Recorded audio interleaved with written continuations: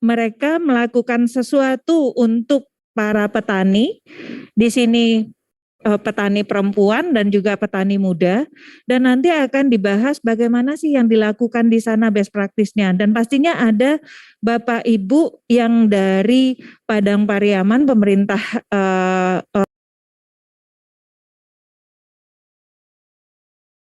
sebenarnya pelaksanaan di sana.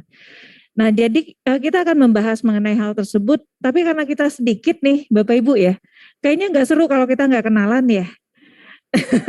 Iyalah ya Bu ya, biar nggak ngantuk Bu, biar tambah kenalan. Udah datang ke sini nggak ada kenalan nggak seru ya.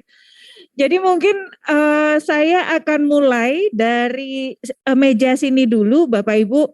Mungkin bisa diperkenalkan nama dan dari mana, kira-kira seperti itu aja Bu. Silakan. Terima kasih Bu untuk waktu yang telah diberikan. Perkenalkan saya Devianti dari Bapeda Provinsi Sumatera Barat. Kemudian saya menjabat sebagai fungsional perencana ahli media. Mungkin itu saja Bu, mengingat banyak lagi yang lain. Terima kasih Bu. Ya.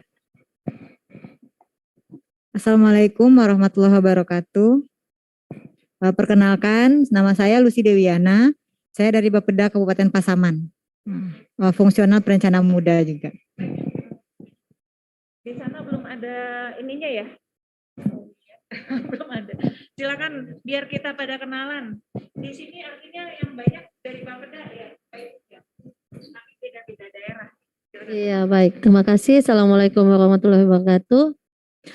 Saya Wiwi, saya dari Bapeda Provinsi Gorontalo, juga di Sekretariat SDGs Provinsi Gorontalo. Saya perencana media di sana. Terima kasih.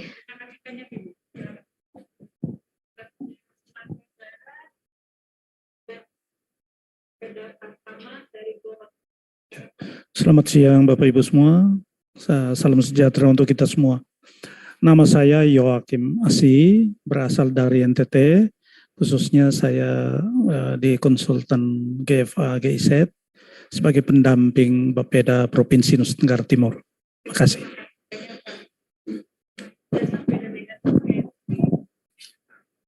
Assalamualaikum warahmatullahi wabarakatuh.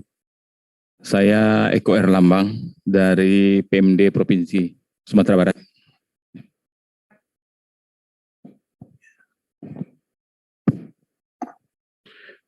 Salam sejahtera untuk kita semua. Saya Gottlieb Friedrich Neonuva, memang nama sulit ya.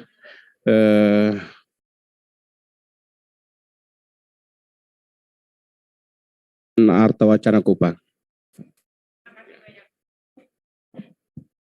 Sini sudah ada dari daerah barat, daerah timur sudah ada. Nah, dari sini kira-kira dari daerah mana nih Bapak Ibu? Silakan Bapak Ibu. Ini mejanya yang terakhir ini. Silakan Bapak Ibu.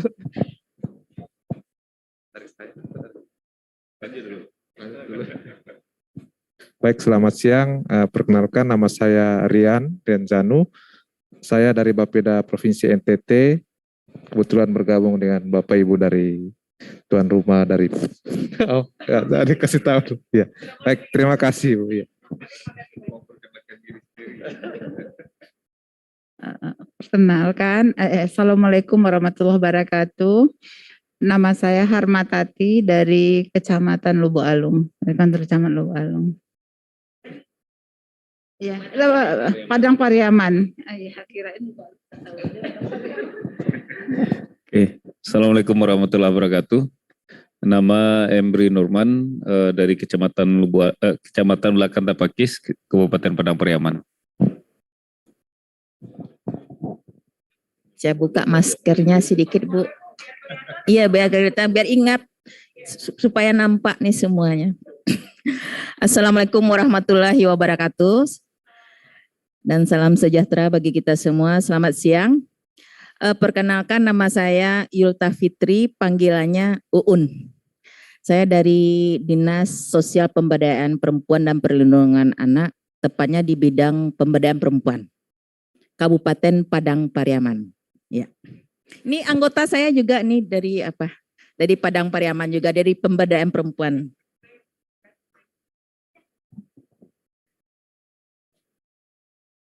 Baik, bismillahirrahmanirrahim. Assalamualaikum warahmatullahi wabarakatuh.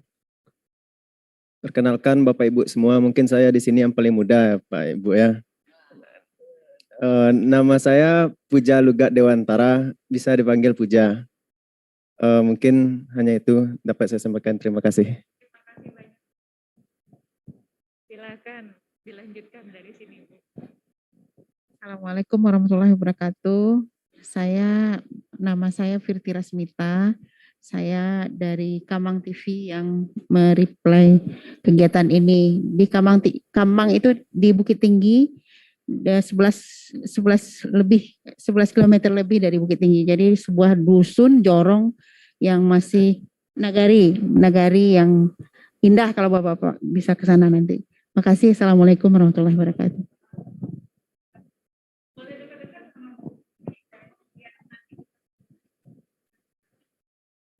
Assalamualaikum warahmatullahi wabarakatuh.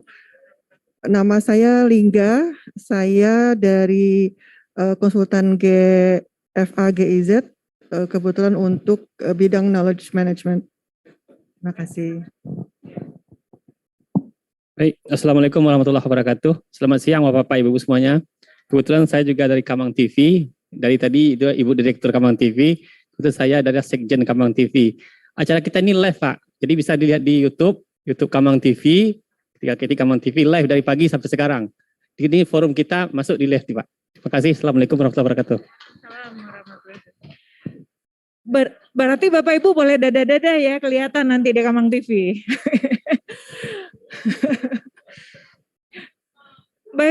Baik Bapak Ibu, terima kasih banyak atas perkenalannya ya. Kita bisa tahu di dalam ruangan kecil ini kita datang dari beda-beda daerah, beda-beda tempat. Saatnya juga kita saling berinteraksi dan saling berbagi, saling belajar satu sama lain. Dan saya nggak bakal kenalin meja ini. Kenapa gitu? Karena biar habis ini, karena dari sini akan masing-masing dari Bapak Ibu di sini yang akan bercerita ini tentang apa. Dan sebelumnya mungkin saya bakal kenalin dulu Pak.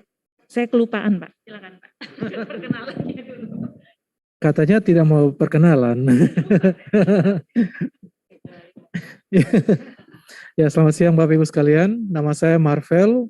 Saya dari GIZ. Saya advisor untuk Inclusive Partnership. Terima kasih. Terima kasih banyak Pak Marvel.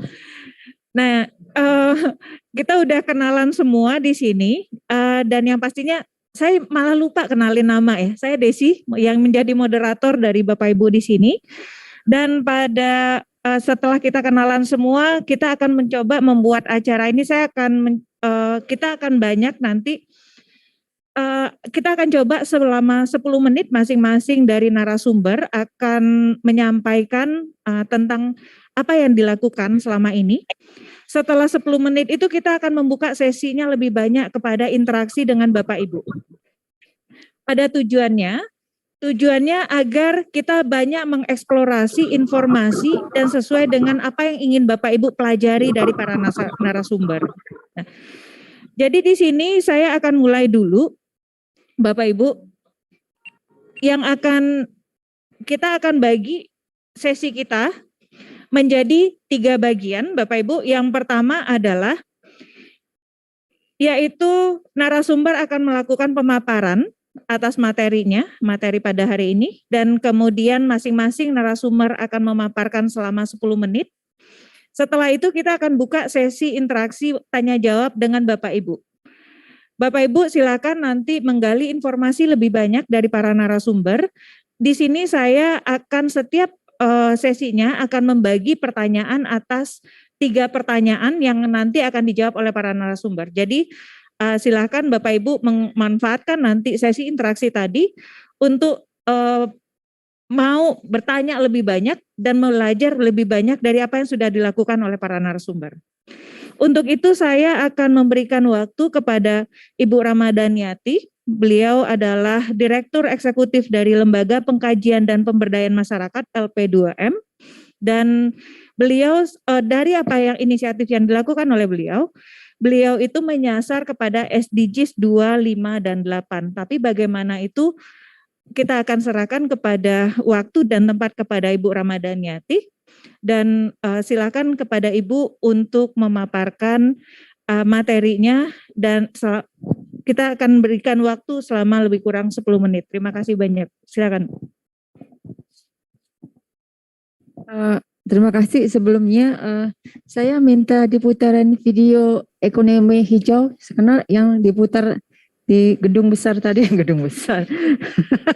Di gedung besar tadi kan videonya beda tuh dengan tema yang saya bawakan. Nah, saya pingin nanti peserta di sini punya gambaran. Sudah ada kah? Tadi kata si tim GIS bisa apa? Yang ekonomi hijau.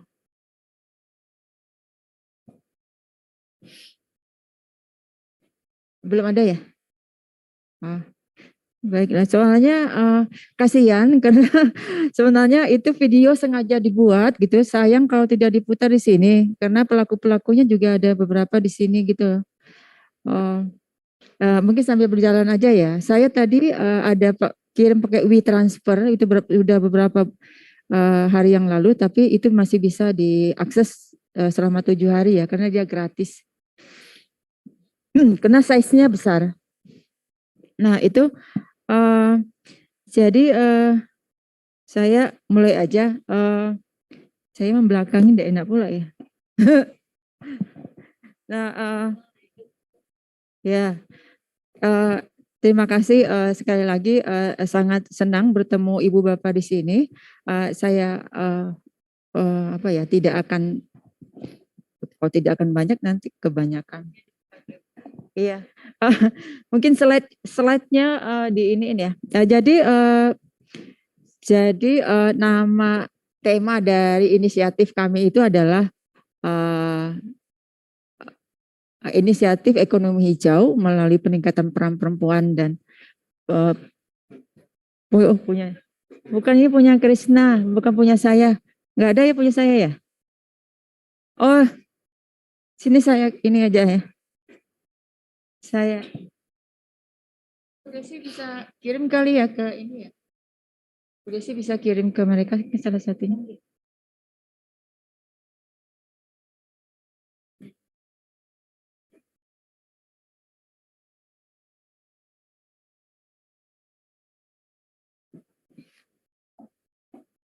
Nah, terlebih dulu saya ingin memperkenalkan diri. Sebenarnya lembaga pengkajian dan pemberdayaan masyarakat itu lembaga yang memfokus kepada penguatan kepemimpinan perempuan dan kepemimpinan dan pemberdayaan perempuan akar rumput di Sumatera Barat.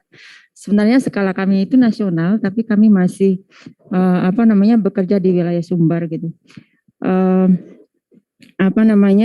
Nah, inisiatif ini sebenarnya dukungan dari EU, Uni Eropa, bersama konsorsium Eco Green. Jadi konsorsium Eco Green itu terdiri dari Penabulu itu sebagai lead itu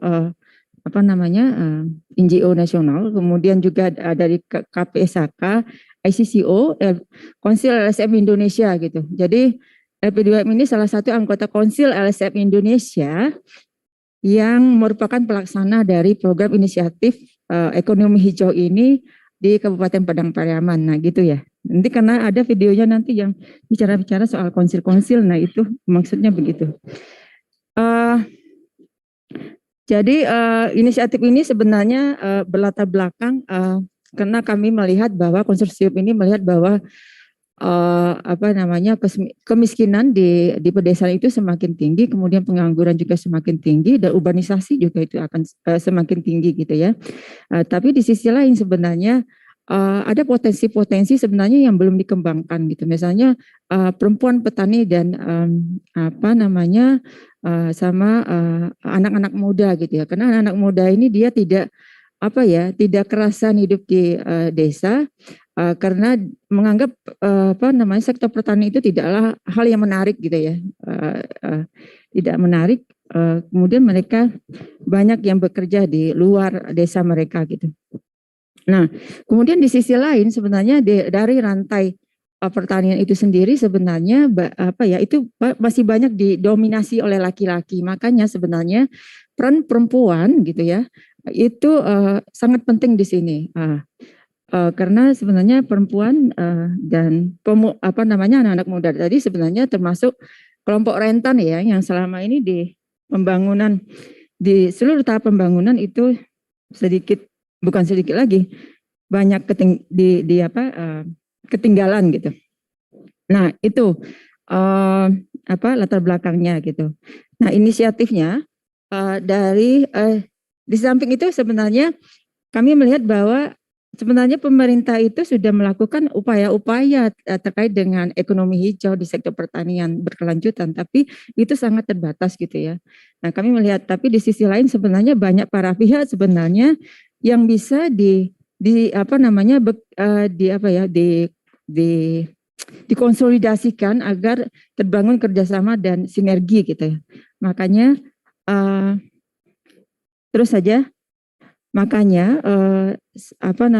outcome dari inisiatif ini adalah terbangunnya kolaborasi gitu ya, kolaborasi antar para pihak gitu ya di sektor pertanian berkelanjutan. Terus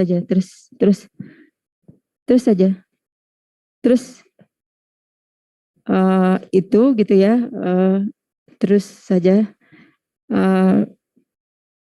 langsung ke inisiatif ya, langsung terus yang ke ini tidak apa-apa juga. Nah itu ya, jadi sebenarnya kolaborasi dan sinergi sebenarnya outcome sebenarnya dari atau hasil dari inisiatif ini gitu. Bagaimana mewujudkan ini? Itu pertama perlu memperkuat pelibatan perempuan-perempuan gitu ya, dan anak-anak muda di dalam seluruh proses pembangunan gitu. Yang kami sebut di sini dengan tatanan desa baru gitu ya, karena undang-undang desa gitu ya itu memang mendekatkan layanan pemerintah kepada masyarakat gitu ya, itu sebenarnya intinya gitu. Nah kemudian yang kedua, meningkatkan kapasitas perempuan dan generasi muda tani ini gitu ya, karena memang dari hasil penelitian Komnas HAM itu memang akses peningkatan kapasitas perempuan itu memang ketinggalan gitu ya, karena itu aksesnya sangat minim gitu. Kemudian kemudian yang ketiga itu bagaimana hasil-hasil dari ekonomi hijau mereka yang mereka hasilkan nanti itu kan dipromosikan di tingkat nasional dan di tingkat daerah gitu. Nah itu sebenarnya keluaran dari sinergi dan kolaborasi itu sebenarnya gitu. Nah apa yang dilakukan? Nah ini yang dilakukan gitu. Sebenarnya banyak ya. Kami mulai dengan pemetaan supaya generasi muda dan petani perempuan ini mengetahui potensi mereka, nagari mereka, dan mereka tahu ini tempat ini sumber daya mereka sebenarnya ini, fungsi lahan mereka di sini gitu ya. Nah, kemudian ini tempat ini, kemudian mereka mengetahui oh ini lokasinya lokasi bencana gitu ya. Jadi mereka mengetahui itu semua gitu. Bahkan mereka diajarin untuk membuat itu menjadi satu peta melalui Google Earth gitu ya. Jadi sebagian mereka sudah memiliki kompetensi itu gitu. Nah ini gunanya sebenarnya bekal mereka gitu ya, ketika mereka masuk di dalam proses musrembang itu mereka sudah punya bekal pengetahuan soal nagari mereka gitu. Jadi mereka bisa bersuara gitu.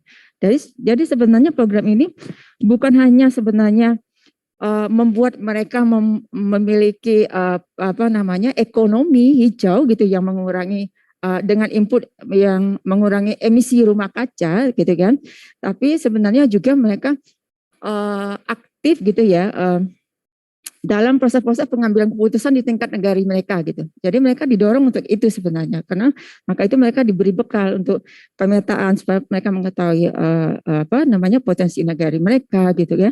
Kemudian juga mereka diberi bekal peningkatan kapasitas bagaimana sih membuat ekonomi memproduksi sesuatu gitu ya, ekonomi hijau gitu ya, dengan mengurangi input-input yang berbahaya bagi manusia dan lingkungan gitu ya, mengurangi emisi gas rumah kaca gitu. Nah itu sebenarnya intinya seperti itu gitu. Jadi Jadi kegiatan ini sebenarnya dari hulu sampai hilir itu kita coba untuk melakukan kegiatan-kegiatannya seperti itu gitu. Dan untuk keberlanjutan salah satunya selain kami melakukan peningkatan kapasitas kepada petani perempuan dan petani muda, mereka juga dibekali, mereka juga ada ini ya. Mereka juga didorong untuk ikut terlibat di dalam pembuatan peraturan negara terkait dengan perlindungan lahan pangan pertanian berkelanjutan gitu ya di negari. Jadi ada 6 negari demplotnya. Jadi mereka juga peningkatan kapasitas mereka bukan hanya teori, tapi mereka belajar di 6 demplot dari 25 nagari yang ada di 3 kecamatan, Kecamatan Batang Anai, Kecamatan Dubu Alung, dan Kecamatan Ulakan Tapakih gitu. Jadi sebenarnya walaupun 6 demplot di 6 nagari, tapi semuanya di situ ada perwakilan nagari gitu. Jadi berharap mereka akan membawa kompetensi pengetahuan itu, menerapkan itu di kelompok masing-masing di nagari masing-masing gitu ya. Jadi karena ini sangat terbatas ya, jadi memang begitu. Jadi pendekatan kami seperti itu gitu. Nah, inisiatif ini kan tidak bisa sendiri ya, karena juga dananya juga terbatas, sumber daya kami juga terbatas. Makanya kami melakukan lobby-lobby, negosiasi, kemudian juga audiensi gitu ya kepada pihak-pihak terkait, misalnya dengan Bapeda, dengan Dinas Pertanian dan Ketahanan Pangan, dan dengan DPMD, kemudian dengan wali nagari, dengan bamus-bamus di 25 nagari gitu ya. Terutama untuk 6 negara yang punya demplot percontohan untuk pusat pembelajaran ekonomi hijau sebenarnya itu gitu kan. Nah, mereka ini sebenarnya setelah saya lihat-lihat gitu ya, mungkin bisa dilanjutkan lagi. Setelah saya lihat sebenarnya kontribusi yang paling banyak itu adalah di tingkat nagari, kemudian di tingkat komunitas banyak juga gitu ya. Tapi yang saya paling banyak itu saya lihat di tingkat nagari. Ada yang nagarinya sudah mengalokasikan dana untuk pemberdayaan pertanian pertanian berkelanjutan ini, ekonomi hijau ini untuk tahun 2022 gitu. Itu ada 3 nagari kalau tidak salah, Punggung Kasih, Ulakan Tepak, saya lupa sebentar, saya lupa nanti wali nagari di sini mungkin bisa yang ini ya, bisa menambahkan nanti. Nah itu gitu ya, kemudian mereka juga ada yang memberikan hand sanitizer gitu ya, masker untuk ketika mereka komunitas ini sekolah gitu ya, di sekolah di pusat pembelajaran yang di demplot itu gitu ya. Nah kemudian ada juga wali negara yang memberikan meminjamkan tanahnya, bahkan ada tokoh masyarakat juga yang meminjamkan tanah untuk demplot, komunitas juga ada yang memberikan tanah untuk demplot. Jadi kenapa? Karena mereka merasa itu perlu loh, itu penting loh gitu untuk peningkatan ekonomi mereka gitu kan. Selain itu juga untuk bahwa pertanian ini sebenarnya bukanlah sesuatu yang tidak menjanjikan. Jadi kalau misalnya kita melakukan dengan benar gitu ya, dengan serius gitu, pertanian ini, apalagi pertanian ekonomi hijau yang di sektor pertanian berkelanjutan ini sebenarnya itu menjanjikan kalau memang itu dikelola secara profesional gitu. Nah, gitu ya. Jadi sebenarnya kolaborasi itu sudah mulai banyak terjadi ke kontribusi para pihak itu sudah mulai ada, sudah mulai banyak gitu ya. Juga dari sektor swasta gitu, dari Ewindo ya, Ewin ya. Ewin yang panah merah cap ya, itu mereka memberikan biji gitu ya. Jadi katanya kalau di dataran rendah itu sebenarnya dari bawang merah itu biji cocoknya gitu. Nah sekarang kami itu itu menjadi kayak lahan percontohan gitu ya di Punggung Kasih gitu. Jadi di demplot itu sebenarnya ada 6 demplot ini masing-masingnya punya konsep yang berbeda gitu. Kalau yang Punggung Kasih itu dia mengusung demplot agrowisata gitu. Jadi agrowisata bawang merah, kemudian di sekeliling mereka ditanami dengan tanaman yang akan melindungi serangan dari hama gitu ya. Nah, untuk tantangannya ya yang saya sebutkan di ruangan besar tadi sebenarnya itu bagaimana apa ya? Tinggal berapa menit lagi? Masih lama ya. Oh, boleh?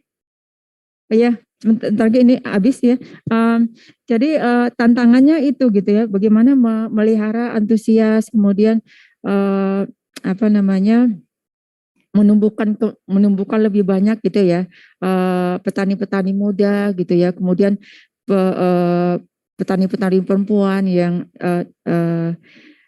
di dalam ekonomi hijau, kemudian mereka terlibat di dalam apa namanya proses-proses pengambil keputusan di tingkat nagari gitu ya, khususnya untuk sektor pertanian ekonomi hijau gitu ya. Nah itu sebenarnya gitu. Makanya kami mendorong untuk adanya Perna. Kemudian nanti di tingkat kabupaten kami juga sebenarnya memberikan rekomendasi agar kabupaten juga nanti akan membuat apa namanya peraturan atau kebijakan yang akan mendukung keberlanjutan dari ekonomi hijau gitu ya di sektor pertanian berkelanjutan. Nah intinya seperti itulah Bapak Ibu semua gitu. Untuk lain-lainnya nanti bisa kita eksplor ketika tanya jawab. Makasih. Assalamualaikum warahmatullahi wabarakatuh.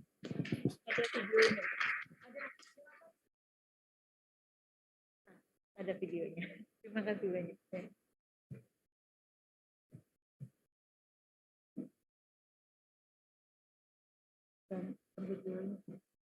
Tanya ada videonya tadi dibilang.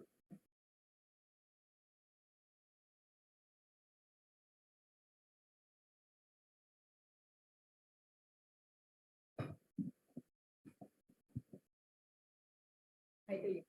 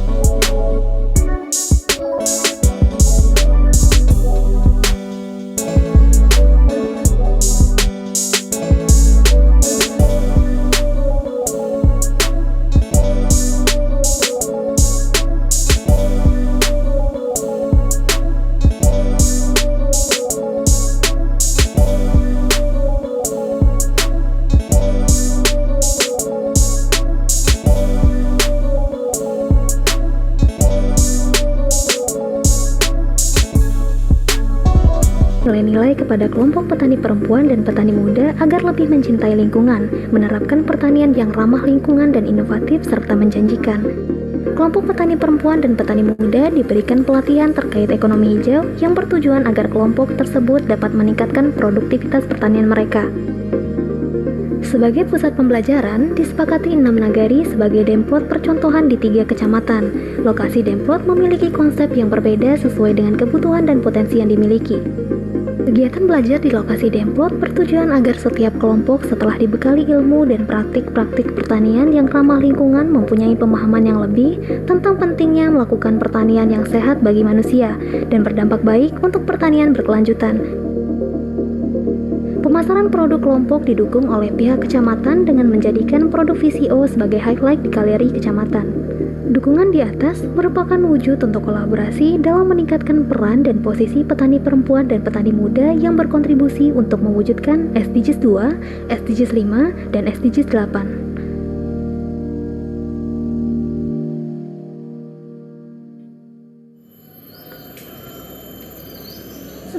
Assalamualaikum warahmatullahi wabarakatuh. Perkenalkan, nama Novia Zona, biasa dalam sehari-hari dipanggil Via. Dalam perjalanan kami ber-KWT ada sebuah program dari Konsil yaitu Eco Green dengan moto ekonomi hijau berkelanjutan. Jadi program itu bersinergi dengan kegiatan kami di KWT yaitu membuat kompos tadi, di mana ekonomi hijau itu salah satunya mungkin bisa dilakukan dengan tidak memakai pupuk kimia. Jadi program yang telah dilakukan Eco Green tersebut menumbuhkan kembali semangat kami untuk menggerakkan petani-petani yang ada di Nagari Ayatajun untuk menggunakan bahan tanpa kimia.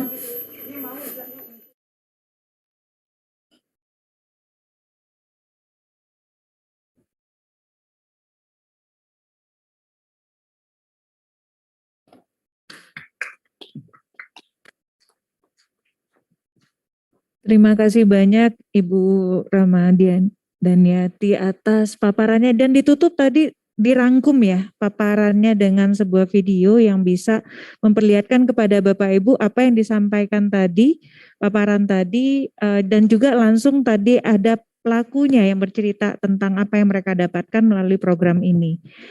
Kita akan bahas, saya yakin Bapak Ibu sudah memiliki pertanyaan yang mau dieksplorasi nih, tapi kita simpan dulu karena kita ingin dengar juga dari Pak Yus Krishna dari Yayasan Krishna Galensia dari NTT. Beliau juga akan sharing tentang best practice yang dilakukan di sana untuk menguat sama-sama ya, kita lihat dua daerah yang berbeda bagaimana implementasinya, dan saya yakin ini akan menjadi model pembelajaran yang menarik satu sama lain dengan demografi, geografi, psikografi yang berbeda. Ini apa perbedaannya dan apa kesamaannya?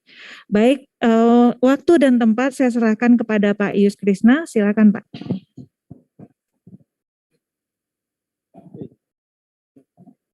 Dan berdiri sih. Ya. Terima kasih. Mohon izin saya tarik masker sedikit. Ya. Assalamualaikum warahmatullahi wabarakatuh. Ya. Om Swastiastu. Namo Buddhaya, Salve, salam kebajikan dan salam sejahtera untuk kita semua, salam sehat. Perkenalkan, nama saya Yus Krishna dari Kabupaten Timur Tengah Selatan, salah satu kabupaten di Nusa Tenggara Timur yang merupakan kabupaten sabuk pengaman karena berbatasan dengan negara Timor Leste. Kami dari Yayasan Krishna Galensia atau yang sering dikenal dengan Krishna Foundation, mulai bergerak dari tahun 2016. Fokus kami adalah menciptakan pertanian, menjadikan pertanian hortikultura atau pertanian secara umum, pertanian terpadu menjadi sumber pendapatan utama bagi petani. Karena sebelumnya kami melihat bahwa khusus di Kabupaten Timur Tengah Selatan ada 267 desa. Setiap desa 50 sampai dengan 75% penduduk adalah petani. Tetapi pertanian belum merupakan sumber pendapatan utama bagi masyarakat. Di KTP petani tapi kerjanya ojek dan lain-lain. Sehingga kemudian kami secara tim bergabung dengan latar belakang masing-masing, kita coba berkolaborasi dan kami bergabung di salah satu lembaga lokal, dan mulai tahun kemarin Juni 2021 kami bergabung di program GTZ khususnya SDGs. Saya akan langsung mulai karena waktu 10 menit, mohon izin kalau 15 menit Bu. Ya. Bisa apa presentasinya Pak?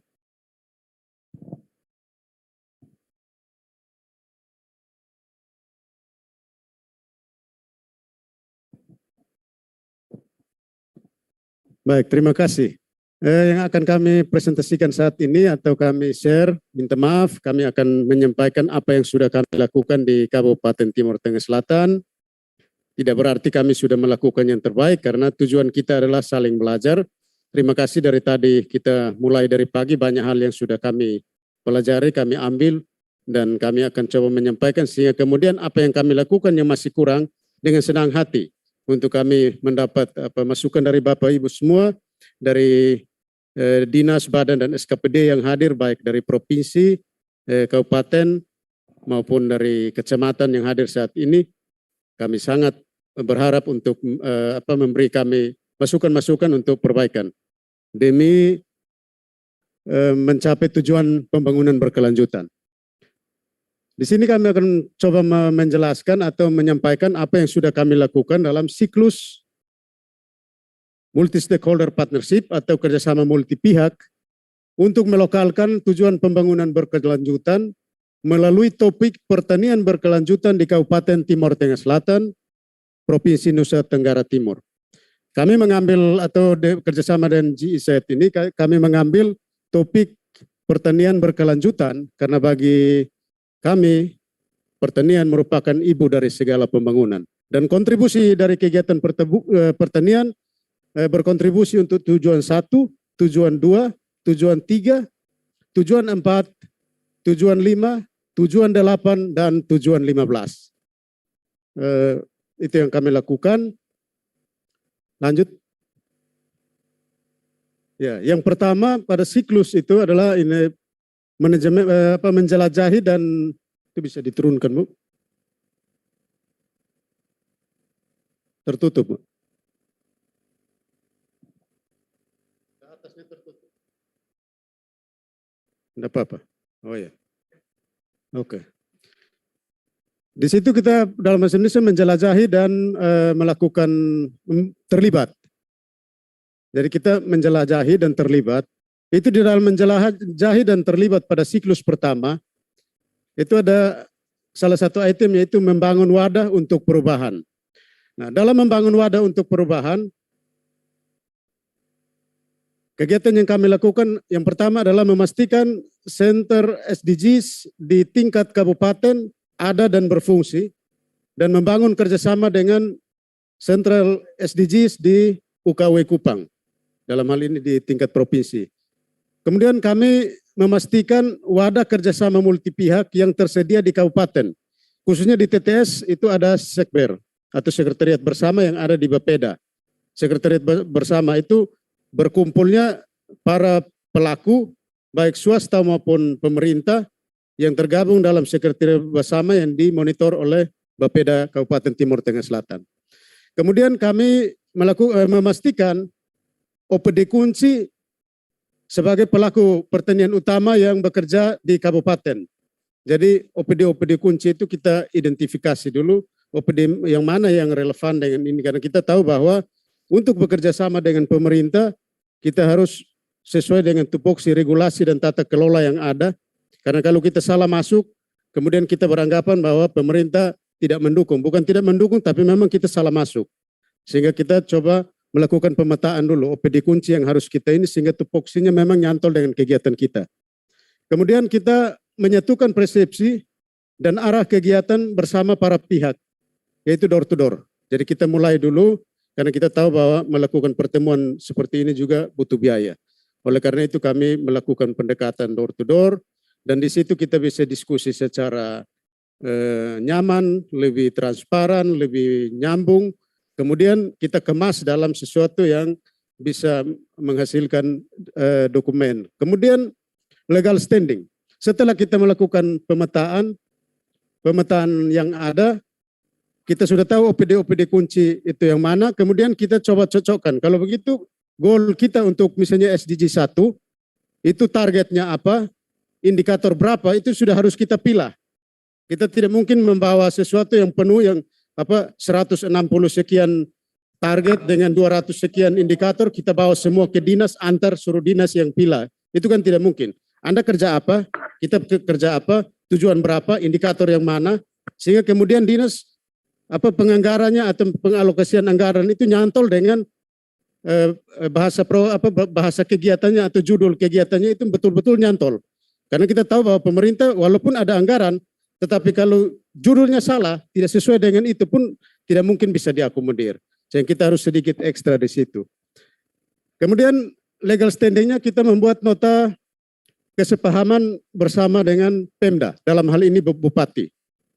Setelah kami melakukan nota kesepahaman atau menandatangani nota kesepahaman, kita turun lagi dengan membuat perjanjian kerjasama. Jadi PKS, perjanjian kerjasama dengan dinas-dinas teknis berbasis tupoksi. Jadi kalau memang kita di tanaman pangan dan hortikultura, itu harus ada PKS dengan dinas tersebut berbasis tupoksi. Sehingga betul-betul arahnya itu nyantol. Apa yang dianggarkan, apa yang mau dilakukan, itu merujuk ke situ. Kemudian kita juga sampai ke tingkat desa. Bahwa dana desa tersedia, tetapi untuk menggunakan dana desa juga, itu regulasinya ada. Tidak bisa asal-asal kita bawa gunakan dana desa untuk melakukan itu. Nah, kita juga harus punya legal standingnya dengan desa, karena pada saat melakukan asistensi ke Bapeda atau ke PMD, itu PMD tidak akan memberikan asistensi atau menyetujui kalau semua itu masih abal-abal. Sehingga kita perlu membantu desa mulai dari perencanaan dan lain-lain bahkan sampai dengan perjanjian kerjasama. Kemudian kita melakukan advokasi dengan memperhatikan siklus perencanaan dan anggaran yang relevan dengan program. Seringkali kita menentukan program ikut maunya kita tanpa melihat siklus penganggaran di Bapeda. Mulai dari Musrem Dus, Musrem Des, naik sampai dengan penetapan anggaran, itu kadang kita salah masuk. Pemerintah sudah ada di siklus 6, kita bermain di siklus 12, atau kita mau main di siklus, itu tidak mungkin. Sehingga kita harus mengikuti irama atau kegiatan yang siklus penganggaran di Bapeda atau di Pemda. Next. Iya. Di Kabupaten Timur Tengah Selatan, Krishna Foundation sudah melakukan menandatangani nota kesepahaman dengan Bupati, Pemda TTS, tanggal 1 September. Ini dokumennya seperti ini, foto kegiatannya. Iya. Jadi kita sudah ada kesepakatan dengan Bupati, karena kita tahu bahwa mitra kita di dinas untuk bisa mendukung harus ada sesuatu yang jelas. Artinya dari peraturan yang jelas atau mungkin kesepakatan yang jelas, sehingga kemudian teman-teman istilah ada pelampung lah. Jangan sampai kemudian niatnya baik untuk membantu, tapi kemudian tidak ada pelampung untuk teman-teman juga bisa menggunakan. Lanjut. Iya, kemudian ini draft PKS. Sebenarnya kami sudah melakukan lokakarya dalam minggu ini untuk penandatanganan PKS. Jadi perjanjian kerjasama beda dengan komitmen.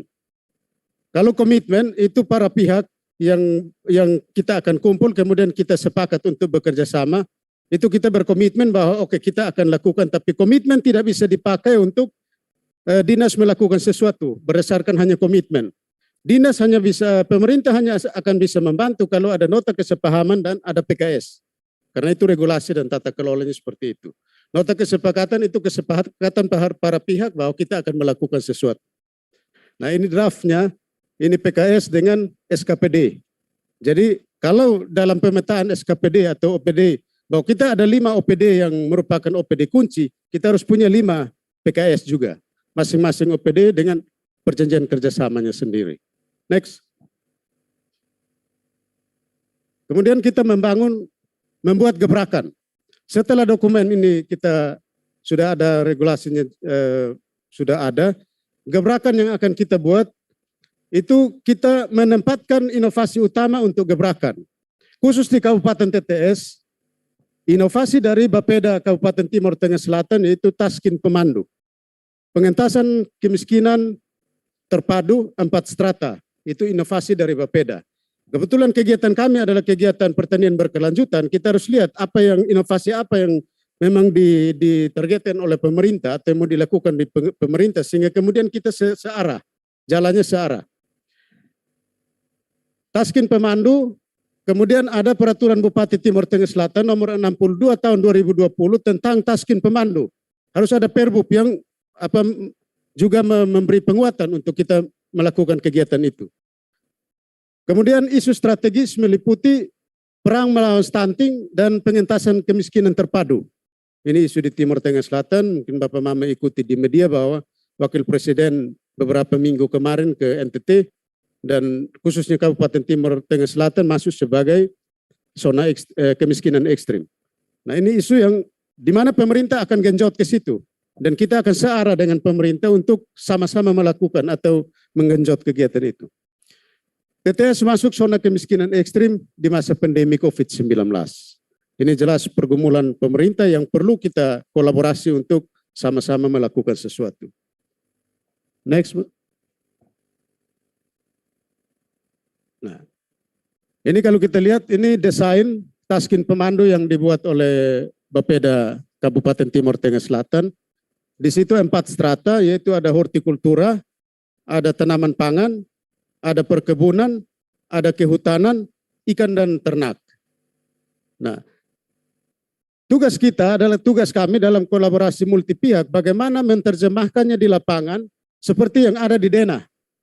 Nah, ini yang foto di bagian bawah, ini sudah jadi ada kolam ikannya, ada blok untuk hortikultura, ada tanaman pangannya, ada pakan ternak, sampai dengan semua. Itu kita hasilkan dalam satu lahan, demo plot atau kebun belajar, yang menerjemahkan apa yang dipikirkan oleh pemerintah, inovasi yang dipikirkan oleh pemerintah di lapangan. Dan di Kabupaten Timur Tengah Selatan dalam kegiatan kerjasama ini, kami bergerak di 40 desa, 15 kecamatan, 120 kelompok tani, 3.200 keluarga tani yang kita dampingi sampai dengan 2023 dalam program kerjasama ini. Yang foto paling atas adalah desain dari Bapeda untuk Taskin Pemandu. Yang kanan adalah peraturan Bupati tentang Taskin Pemandu. Yang foto bagian bawah adalah implementasi di atas kertas menjadi nyata di lapangan. Next. Kemudian kita membangun dan membuat formalisasi itu kita membuat klarifikasi tujuan dan sumber daya. Langkah yang kita lakukan dalam siklus kedua, itu langkah pertama klarifikasi tujuan dan sumber daya.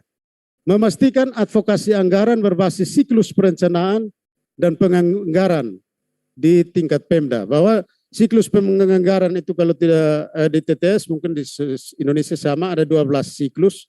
Dari siklus 1 sampai siklus 12. Kita memastikan bahwa advokasi kita memang sesuai dengan siklus yang ada. Sehingga kami mulai dari desa. Advokasinya dari tingkat dusun, kemudian naik ke musrem des, musrem cam, itu kita ikuti semua sampai dengan tingkat yang terakhir. Kemudian memastikan inovasi dan arah kebijakan RPJMD dan regulasi pendukung peraturan Bupati di Pemda yang berpihak pada isu SDGs dan pertanian berkelanjutan. Sehingga kita mulai dari tujuan SDGs, tujuan 1, target berapa, indikator yang mana, dan kegiatannya apa, itu kita pilih. Kita pilih sehingga kemudian saat kita koordinasi ke Bapeda, saat koordinasi ke PMD, atau saat koordinasi ke Dinsos, masing-masing sudah tahu ini masuk tupoksi kami. Ini tupoksi kami. Jadi saat kita bawa ke sana sudah terpilah sehingga Pemda dalam hal ini SKPD sudah tahu ini tupoksi kami, ini tupoksi kami, sehingga kemudian itu bisa jalan. Kemudian kita melakukan pemilihan tujuan, target dan indikator, itu yang tadi saya sampaikan. Kemudian rencana kerja SKPD, perubahan yang relevan dengan program. Itu biasanya setelah penetapan ada perubahan. Nah di perubahan itu juga kita harus memastikan bahwa dalam perubahan yang mana yang dikeluarkan dan yang mana yang diakomodir. Kemudian rencana ke depan secara bersama. Dalam siklus kedua, pada poin kedua, itu adanya informasi rinci kepada para pihak terkait detail kegiatan berbasis tujuan, target, dan indikator SDGs, serta di mana dan kapan dilakukan. Nah, kami di Krishna Foundation sebagai fasilitator mempersiapkan di lapangan 40 desa, akan lakukan di mana, by name, by address, itu yang harus kita bawa ke pemerintah dan juga swasta, sehingga saat kita ke sana jelas apa yang mau dilakukan, di mana, siapa kelompok yang mana, resmi atau tidak. Kalau kelompok tani sudah dikukuhkan atau belum, kelasnya kelas apa. Nah, itu memang harus seperti itu kalau memang kita mau didukung dari para pihak. Kemudian koordinasi rutin bersama para pihak, fokus, yaitu kita punya focal person. Jadi kita misalnya di PMD, di sana kita ada focal person siapa yang selalu akan kita komunikasikan, kemudian beliau yang akan komunikasikan dengan para pengambil keputusan. Nah ini kita selalu memberikan informasi. Kalaupun dari PMD atau dari Bapeda atau dari Dinas Sosial membutuhkan data, itu kita sudah ada di sekretariat bersama dan kami sebagai fasilitator membantu untuk mengumpulkan data-data itu. Sehingga tidak terkesan kalau kita butuh pemerintah, kita ke pemerintah, tetapi pada saat pemerintah butuh data atau butuh sesuatu, kita tidak bisa berkontribusi. Itu juga kurang bagus. Lanjut. Kemudian kita melakukan lokakarya multi stakeholder partnership setiap minimal 3 bulan untuk evaluasi dan memetik pembelajaran. Jadi setiap 3 bulan kita ada pertemuan lokakarya atau pertemuan di sekber, kemudian kita saling diskusi. Mungkin ada hal yang bisa dilanjutkan, ada yang harus dirubah, ada yang strategi yang tidak bisa dipakai atau bagaimana. Itu kita mendiskusikan setiap 3 bulan. Kemudian kita menyampaikan laporan kegiatan rutin berbasis tujuan SDGs kepada Pemda. Biasanya di Bapeda atau di PMD, itu setiap 3 bulan kita melakukan update menggunakan matriks 3. Kemudian kegiatan-kegiatan pemerintah itu kita menggunakan matriks 2B. Nah, dengan adanya kita memilah tujuan SDGs berbasis target dan indikator, itu akan memudahkan untuk kemudian pelaporan kita ke pemerintah apa yang sudah kita lakukan itu dalam rel itu, sehingga di sana pemerintah tinggal masukkan sesuai kamarnya. Oh, tujuan ini, indikator ini, kemudian target ini, kegiatannya ini, itu langsung dimasukkan, sehingga kemudian kita tidak kirim saja cerita ke sana kemudian Pemda yang duduk untuk pilah. Itu juga kurang ini. Lanjut. Ya. Nah, ini contoh dokumennya, bahwa di sini kami sudah pilah, kita sudah melakukan pemilihan. Tujuan 1 itu indikator berapa, atau ya tujuan 1, target berapa dan indikator berapa, kegiatannya apa, kemudian di mana dan siapa yang terlibat. Itu kita sudah pilah. Sudah terpilah seperti itu dari tujuan 1, 2, 3, 4, 5, 8 dan 15. Masing-masing kita sudah pilih. Kemudian di tabel yang sebelah adalah matriks 2B.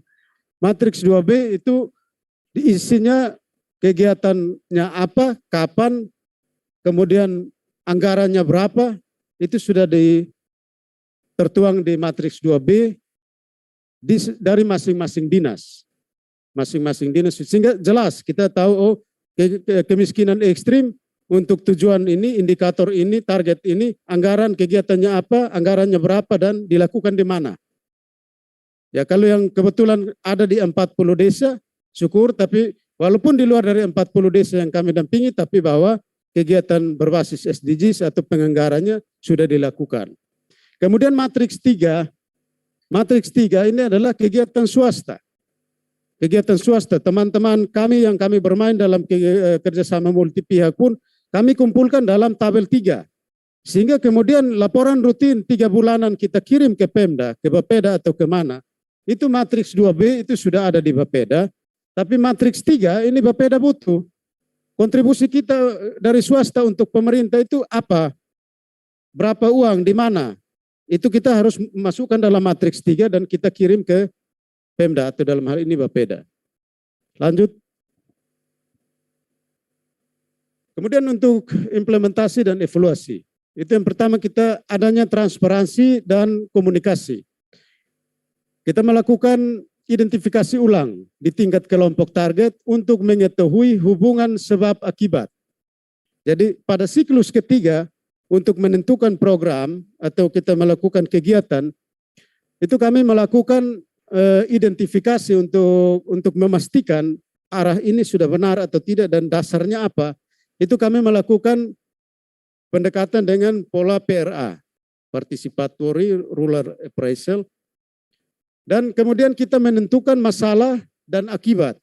Karena kita tahu bahwa, minta maaf kami di TTS, di pedesaan, di petani, itu masyarakat belum bisa membedakan mana akibat dan mana penyebab.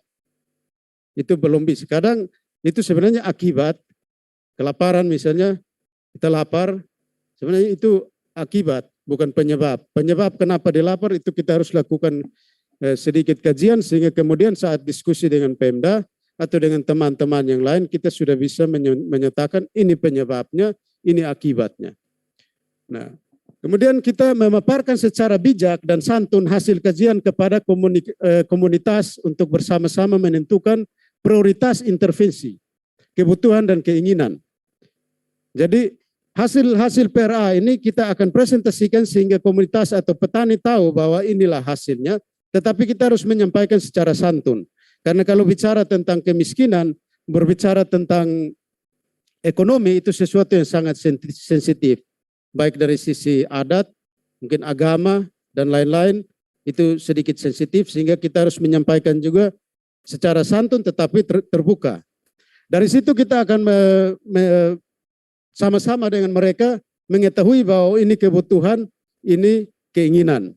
Sudah ada sepeda motor atau sudah ada handphone, tetapi mau yang lebih bagus, minta handphone yang baru, padahal masih ada handphone, itu kan keinginan, contoh saja. Atau pipa satu batang, pipa yang sudah dibangun oleh pemerintah, jaringan air yang ada, hanya putus di sok, bocor di sok, minta bantuan dari pemerintah. Ini kan masa hanya sok satu harus minta bantuan sampai pemerintah. Nah ini juga kita harus sama-sama mereka untuk melakukan ini. Nah, melakukan aksi melalui kegiatan pertanian berkelanjutan, yaitu pertanian terpadu secara multi pihak. Nah ini kita untuk aksi ini menerjemahkan inovasi yang dilakukan oleh pemerintah, itu kami menerapkan pola tanam yaitu 3 untuk pertanian hortikultura untuk menciptakan sumber pendapatan utama atau livelihood bagi petani itu kami membagi jadi 3. Kegiatan pertanian itu kita membagi jadi 3. Itu yang pertama tanaman umur pendek, itu 0 sampai dengan 30 hari harus panen. Seperti sawi, itu kami sebut trio leaf. Itu ada sawi, ada bayam, dan ada kangkung. Itu kita tanam dari tanam sampai dengan 24 sampai 30 hari itu sudah bisa dipanen. Kemudian yang kedua, itu usia panennya 0 sampai dengan 55 hari. Buncis, kacang panjang, itu 0 sampai 55 hari sudah bisa dipanen. Kemudian yang ketiga, itu umur panjang, itu untuk ATM-nya petani.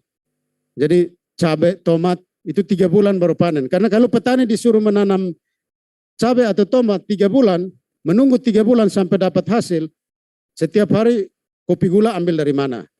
Kemudian makan minum di kebun ambil dari mana, nunggu 3 bulan untuk panen. Pasti keluar dia dari kebun untuk kebutuhan harian. Nah untuk kebutuhan hariannya kita prioritaskan, tadi kita dalam foto itu kita sudah bagi. Dalam satu lahan kita mendesain, itu kita sudah tempatkan ini blok ini untuk tanaman umur pendek, blok ini untuk tanaman menengah, dan di blok ini untuk tanaman umur panjang. Di sini kita panen pada 24 sampai 30 hari untuk penopang kebutuhan harian. Pada usia 55 hari kita panen yang ketimun, buncis, dan lain-lain. Kemudian pada usia 3 bulan kita panen cabai, sehingga petani tidak jenuh. Kalau untuk menunggu 1 bulan, petani bisa nunggu. Nah, hasil yang dan apresiasi itu keluarga tani menjadikan pertanian terpadu sebagai sumber mata pencaharian utama, yaitu pendapatan petani per bulan sebelumnya dari rata-rata 500.000 sampai 750.000 menjadi 2 juta. Contoh kecil Bapak Ibu, kenapa kami menempatkan itu sebagai sumber kebutuhan harian? Karena khususnya di Timur Tengah Selatan, kalau kita mendesain dengan baik, bedeng lebar 1 meter, panjang 10 meter, satu area kita dapat 8 bedeng. Dengan ada space untuk bisa jalan, bisa lewat 40 cm. 10 kali 10 kita dapat 8 bedeng. Satu bedeng itu pengalaman kita panen minimal 200.000 per bedeng dalam waktu 24 hari. Nah, petani kita, keluarga tani kita wajibkan 10 bedeng. Per keluarga tani itu wajib 10 bedeng untuk sawi, untuk tanaman trio leaf. 10 bedeng kali 200.000 dalam 24 sampai 1 bulan, dia sudah ada pendapatan 2 juta. Kemudian 55 hari, misalnya ketimun, 1 buah dijual 1.000, 1 pohon 10 produksi 10 buah, itu berarti sudah 10.000 per pohon. 1 bungkus ketimun yang harga 35.000, itu kita tanam sudah bisa dapat 500 pohon. Kali dengan 1 pohon 10 buah, kali 1.000 rupiah, pada 35 sampai 55 hari, 1 bungkus menghasilkan 5 juta. Itu yang kita lakukan di sana. Kemudian sampai dengan bulan ketiga, tahap ketiga pada tanaman cabai, itu di Kabupaten Timur Tengah Selatan, itu sampai sekarang minimal cabai 1 kilo 25.000. Pengalaman kita wajibkan petani minimal 500 sampai 1.000 pohon per petani, per keluarga tani. Kalau dia punya 500 pohon, itu 1 minggu panen minimal 25 kilo, minimal per minggu. Nah, itu yang kita dorong sehingga ya. Lanjut. Nah, dalam kerjasama multi pihak, itu kita pertemuan rutin multi pihak setiap 3 bulan, yang foto yang di kiri.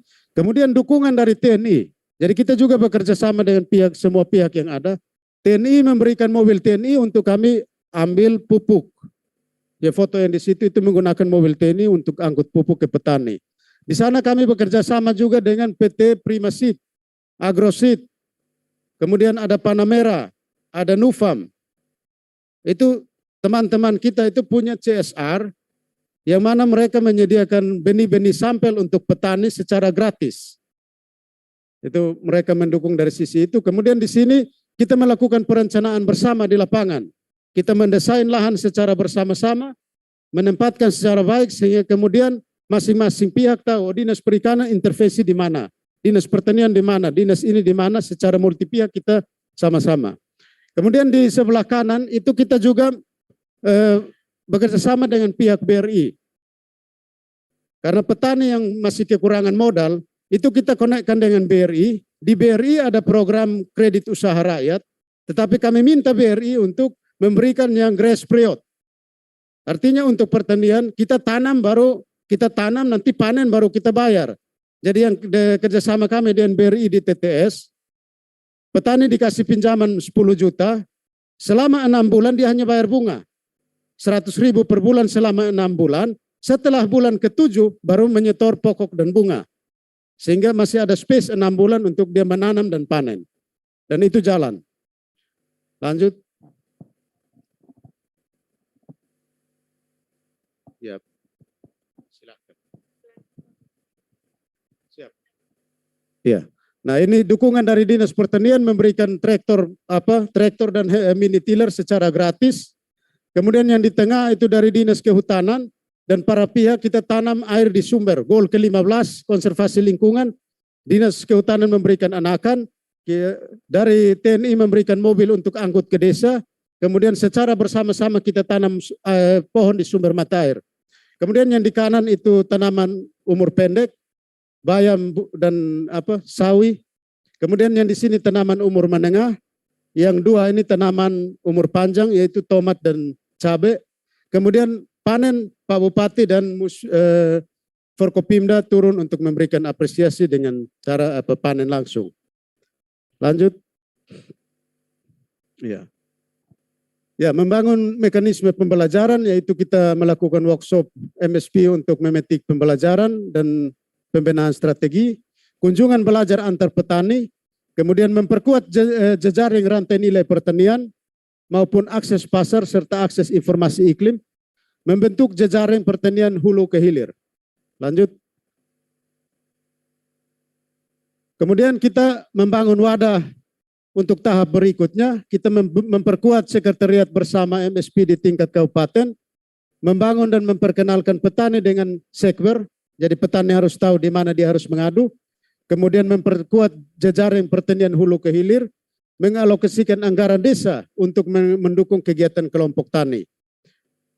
Wadah petani atau kelompok tani yang berkelanjutan, kemudian kita mendampingi dan penguatan kapasitas petani yang berkelanjutan, terbentuknya wadah petani dari desa hingga minimal tingkat kabupaten, itu ada Poktan, ada Gapoktan, tapi di kabupaten apa? Itu kita harus memfasilitasi. Kemudian pola pembangunan pertanian terpadu dan terintegrasi. Lanjut. Ya. Jadi petani kita konekkan dari hulu ke hilir, dia harus bertemu siapa, dinas mana, kontak personnya siapa. Kemudian dari hasil yang ada petani membuat bangunan irigasi sendiri, bak yang di tengah itu hasil petani sendiri, itu tidak dibantu siapa-siapa. Kemudian kunjungan belajar petani, antar petani untuk mereka saling belajar, itu yang foto yang kanan. Kemudian di sini kita ikutkan petani juga ke BRI untuk mereka bisa akses modal. Pencairan dari BRI langsung ke petani. Kita juga menyebarkan informasi SDGs melalui RRI Kupang pada acara Kipra Indonesia. Kemudian petani dari hasil menjual sayur dia membeli motor air untuk sarananya sendiri dan tidak perlu bantuan lagi. Kemudian akses pasar, petani juga kita konekkan dengan pihak pasar. Jadi kita ada grup juga yang kita konekkan dengan petani di pasar sehingga petani langsung ketemu para pembeli di pasar dan itu sudah merupakan satu grup. Nah, kita menghubungkan petani dengan para pihak di sepanjang rantai nilai dan penyebaran informasi. Next. Satu foto terlewat. Ya, yang paling kanan kami juga dikasih ruang oleh RPD, Radio Pemerintah Daerah, untuk setiap minggu sekali memberikan informasi lewat RPD untuk petani maupun kegiatan SDGs. Jadi di tingkat RRI provinsi kami dikasih ruang, di tingkat RPD kabupaten juga kita dikasih ruang seminggu sekali untuk menyampaikan secara multi pihak. Ini yang dapat saya sampaikan, mohon maaf. Terima kasih banyak, selamat sore.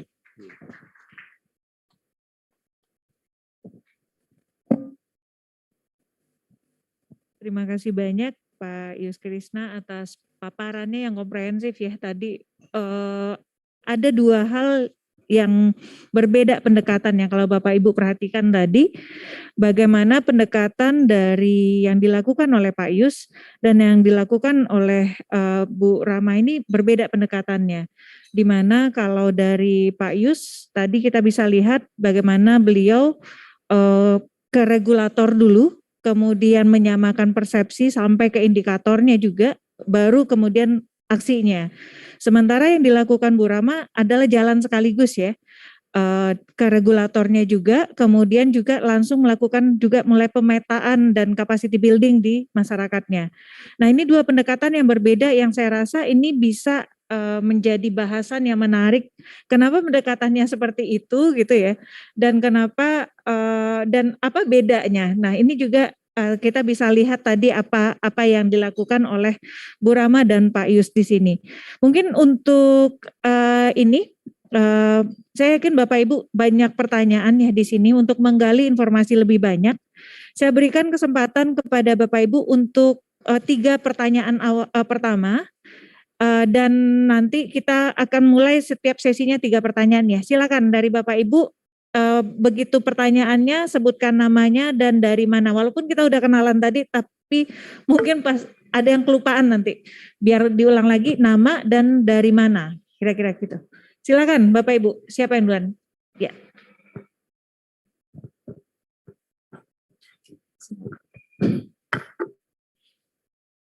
Terima kasih. Assalamualaikum warahmatullahi wabarakatuh. Waalaikumsalam. Salam penghormatan, kita tumpangkan pembicara sebelumnya.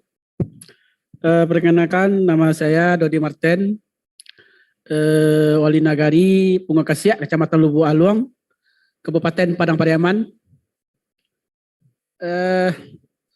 Sebelumnya saya minta maaf, tadi terlambat, salah kamar Pak, Bu.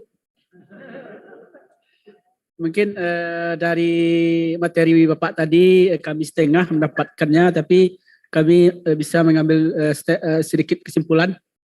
Tadi dari Bapak tadi mungkin seorang pendamping, mendampingi petani.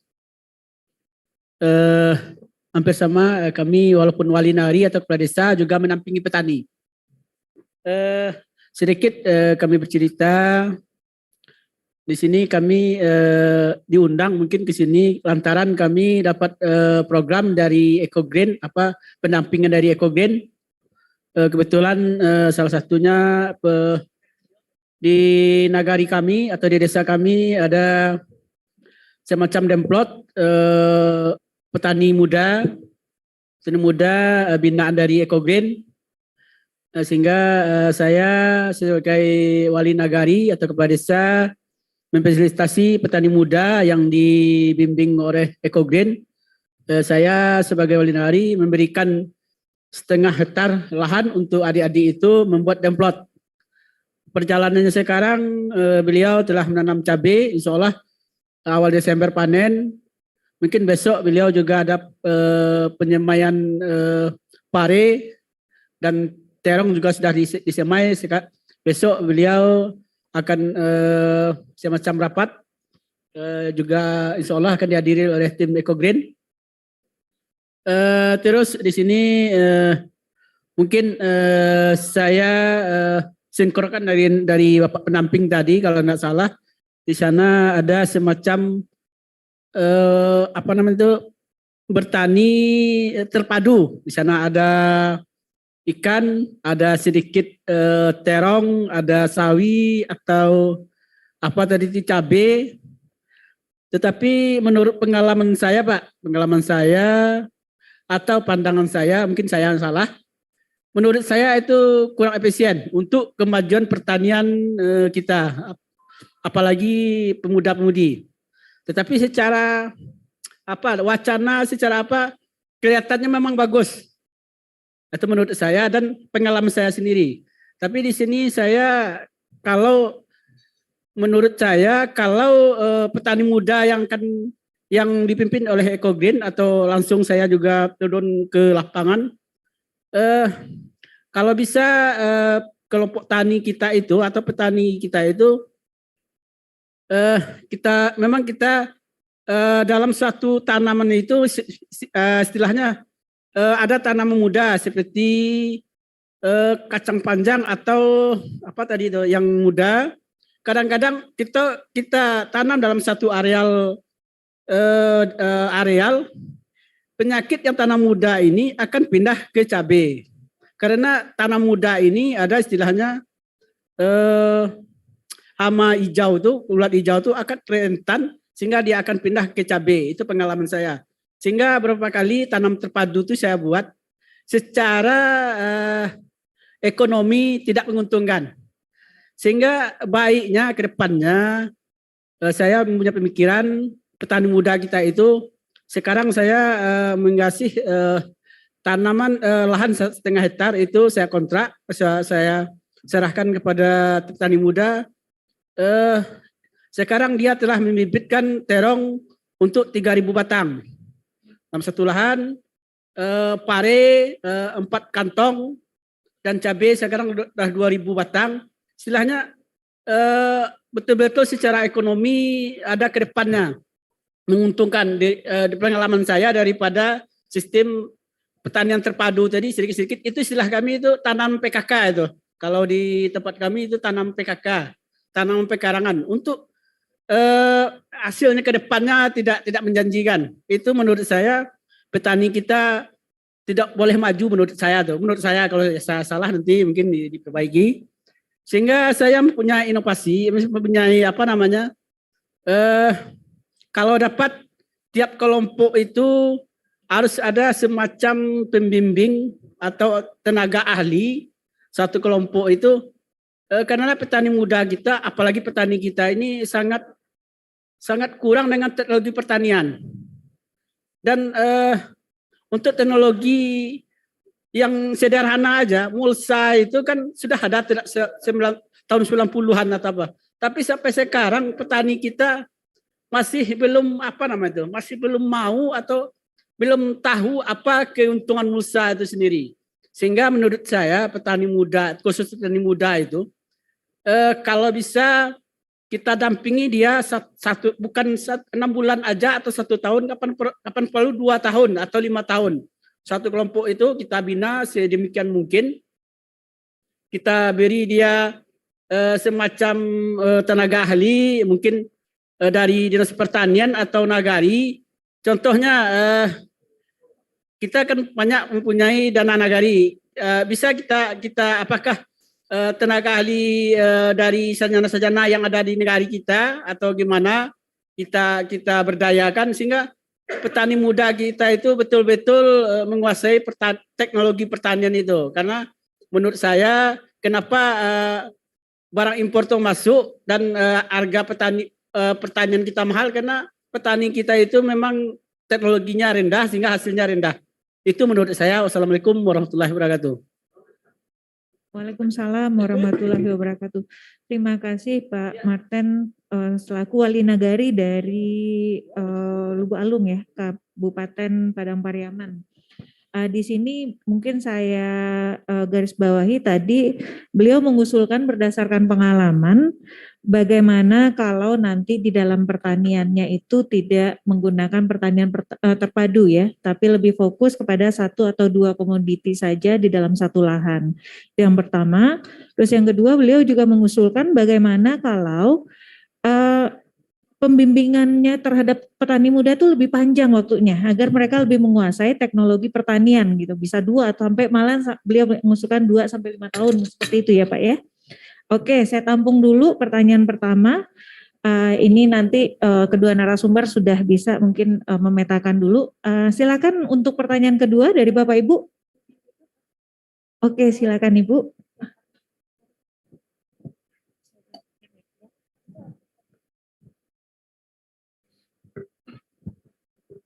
Ya, terima kasih. Assalamualaikum warahmatullahi wabarakatuh. Ya, saya Wiwi dari Gorontalo.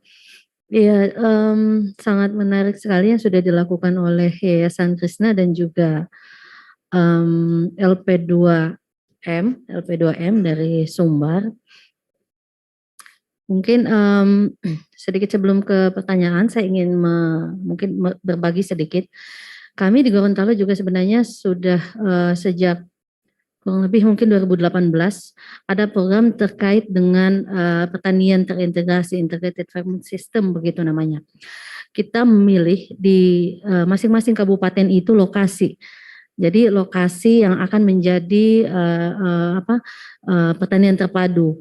Masing-masing lokasi itu memilih potensinya, bisa berbeda, ada juga yang sama.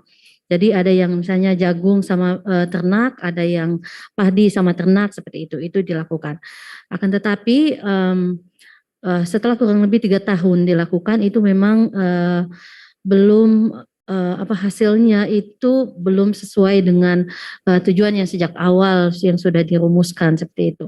Memang banyak kendala juga ya yang dihadapi ketika itu. Nah, apa yang dilakukan oleh dilakukan oleh kedua lembaga ini sangat baik sekali menurut saya, karena inisiatifnya mungkin saya juga mungkin tadi belum dapat informasi terkait apakah inisiatif ini inisiatif masing-masing lembaga atau mungkin ada pihak lain yang menginisiasi sebelumnya. Apabila itu mungkin inisiatif dari masing-masing lembaga akan sangat baik sekali karena inisiatifnya dari dalam. Nah, pertanyaan saya yang pertama adalah terkait dengan yang dilakukan oleh LP2M ini.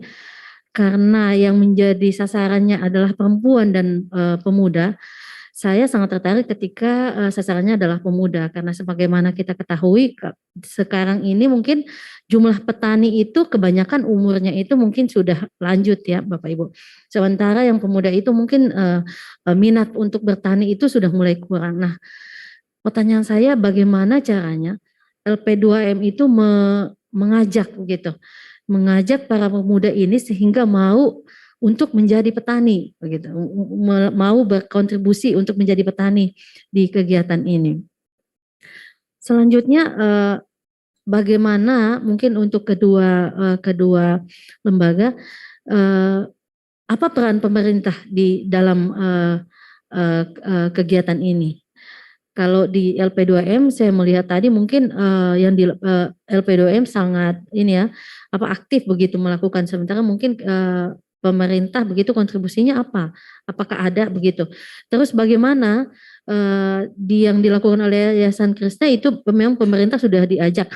Bagaimana itu biasanya kadang-kadang ketika lembaga yang di luar pemerintah ingin mengajak begitu ya, bahwa misalnya ada kegiatan begitu ya, mengajak pemerintah untuk sama-sama berkontribusi, mungkin bisa jadi ada sedikit ini ya, jalannya mungkin agak sedikit tidak mulus begitu.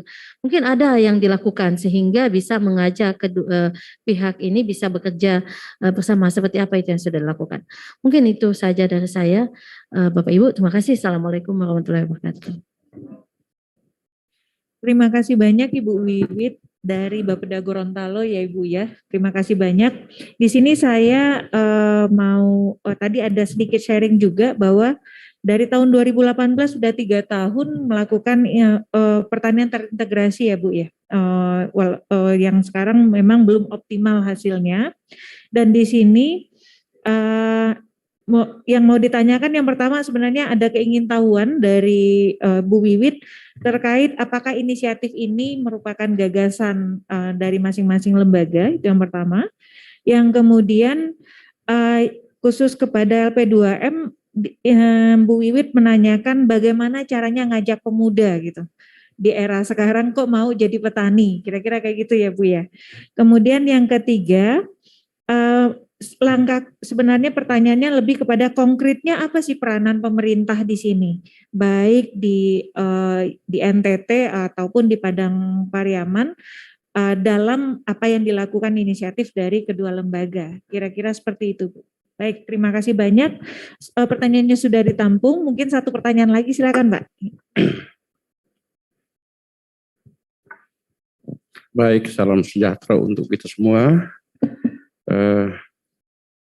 Yang pertama memang dari dua informasi, baik dari LP2M maupun dari Krishna Foundation, ya. Saya kira menurut saya ya sudah memaparkan secara baik bagaimana kemudian dua lembaga ini bisa mengajak atau secara tindakan inklusif ya untuk sama-sama ada di dalam kegiatan kita jalan, dan kemudian ada upaya untuk capacity building ya daripada mereka yang kemudian hadir di sana. Memang tadi ada dari dua ini. Pertama saya mau komentari dari LP2M, adakah foto awalnya? Ya, itu ada gambaran awal daripada lokasi atau spot di mana kita lakukan kegiatan. Itu ada atau tidak? Sehingga kalau kemudian kita bisa membandingkan ya belum intervensi dan setelah intervensi ya kami bisa mendapat gambaran itu ada atau tidak. Yang kedua, memang saya lihat tadi itu ya berbeda ya agroklimat dan kondisi alam dari Sumatera Barat dan dari NTT. Saya melihat dari proses tadi ya di dalam pemahaman tentang pertanian hijau situ ya orang lalu gali lubang campur beberapa ini daun atau ini kemudian ditimbun lalu kemudian ditanam di atas. Kalau saya lihat dari profil tanah yang ada itu, dekomposisi pasti jalan. Dekomposisi pasti jalan bagus. Tapi kalau itu kemudian saya praktekkan di daerah NTT yang kemudian kering, itu pasti tidak ada dekomposisi. Nah, ini yang saya ingin tanya adalah, adakah pernah pengalaman ya LP2M ini ya menerapkan model-model seperti itu pada daerah-daerah yang kemudian kritis dan kekurangan air di sana. Itu untuk LP2M ya. Memang saya pertanyaan yang ketiga misalnya sahabat tadi Bu Wiwi ya. Saya lihat kok begitu kayaknya ada keteraturan yang luar biasa. Ini pertanyaan saya, itu grup-grup itu ibu-ibu dan para pemuda itu bergabung, mereka itu ikut ke sana karena memang kesadaran yang sudah muncul, atau dari semula upaya untuk membangkitkan kesadaran daripada mereka, ibu-ibu dan para pemuda. Nah, kalau upaya untuk membangkitkan kesadaran orang itu biasanya masalahnya cukup pelik.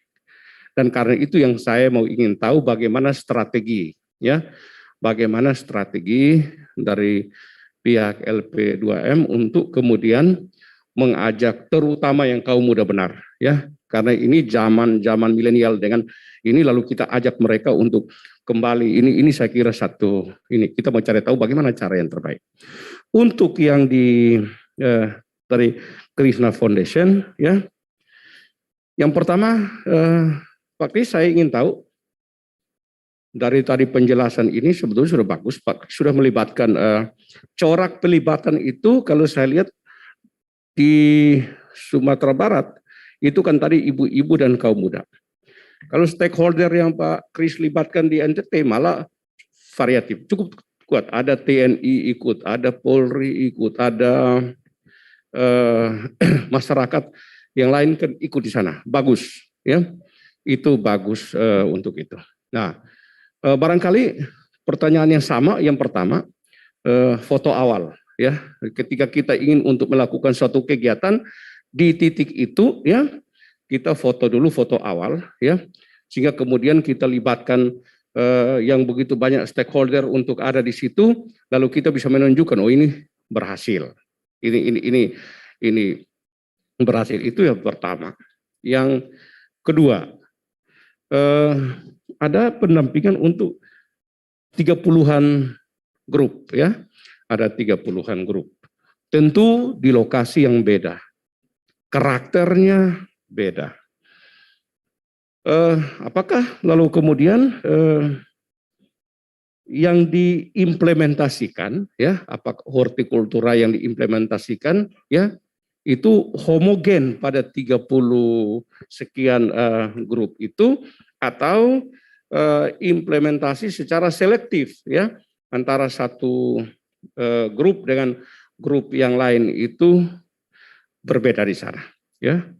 Dan pertanyaan yang ketiga sama seperti tadi, pendekatan yang telah diambil oleh Krishna Foundation, ya, untuk kemudian bisa merangkul, ya, merangkul pihak TNI, merangkul pihak OKG, merangkul pihak-pihak pemuda, ya, pemuda lain sebagainya, itu seperti apa, ya, bagaimana cara sederhananya itu seperti apa, sehingga lalu itu tertarik, ya, itu tertarik. Bahkan organisasi politik juga dirangkul, bagus. Dan itu bagaimana caranya supaya kemudian kita sama-sama bergandengan untuk mensukseskan ini. Ini kita ingin untuk menggali pengalaman daripada baik LP2M maupun dari Krishna Foundation. Terima kasih.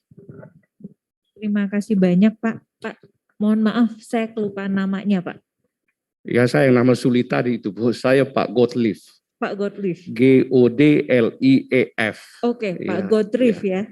Baik, terima kasih banyak Pak. Baik, di sini ada pertanyaan yang kurang lebih sama bagi LP2M dan juga kepada Krishna Foundation. Yang pertanyaan pertama adalah itu bagaimana sebelum dan sesudah, sebelum intervensi dan sesudah intervensi itu perubahannya seperti apa, itu yang pertama. Kemudian yang pertanyaan ketiganya juga sama, lebih kurang bagaimana strateginya merangkul masing-masing tadi kalau di LP2M, wanita dan perempuan dan anak muda, sementara multi stakeholder yang dirangkul di Krishna. Sedangkan pertanyaan yang untuk LP2M yang berbeda mengenai itu bagaimana, apakah sudah dilakukan contoh dekomposisi ya Pak ya untuk daerah-daerah kritis, dan sedangkan untuk Krishna ada 30 grup yang didampingi, itu apakah homogen sama semua atau berbeda, selektif tiap-tiap kelompok itu ada perbedaan. Mungkin sudah dicatat semua ya Bapak Ibu ya untuk pertanyaannya, karena pertanyaannya banyak banget nih. Mungkin kita coba dulu dari pertanyaan yang pertama, dari Pak Martin Wali Nagari, Bu Alung, Kabupaten Padang Pariaman. Silakan yang mau duluan ini siapa? Siapa duluan nih yang lady first kayaknya ya? Boleh ya Bu ya? Terima kasih, sangat senang ya, banyak pertanyaan dan banyak komen sebenarnya dan ada juga masukan. Nah, saya ingin yang komentari yang soal Pak Wali Nagari Punggung Kasih, nah ini salah satu Demplot Eco Green. Nah, jadi sebenarnya memang benar Pak. Jadi kalau kita ingin komunitas dalam hal ini anak muda atau petani muda gitu ya supaya menguasai teknologi, kemudian memang kesadarannya itu benar-benar gitu ya dan mindsetnya itu memang benar-benar dicuci gitu ya, otaknya dicuci gitu ya. Ini sebenarnya perlu waktu yang lama Pak gitu. Jadi memang kalau EcoGreen kan cuma 3 tahun ya Pak.